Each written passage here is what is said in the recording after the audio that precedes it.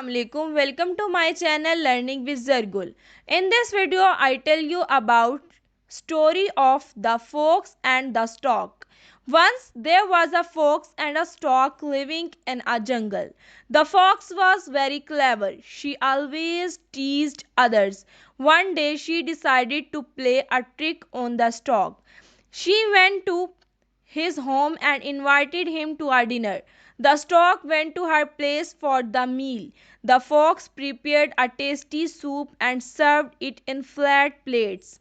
Cunningly, the stork was unable to sip as his beak was so long. It was difficult for him to eat from the flat dish. The hungry stork got angry, but he did not show his anger and quickly went home. The stork had understood the scheme of the fox. He decided to teach the fox a lesson. He invited her to dinner the next evening. The fox arrived happily at his place. The stork served the meal in a jar with a narrow neck.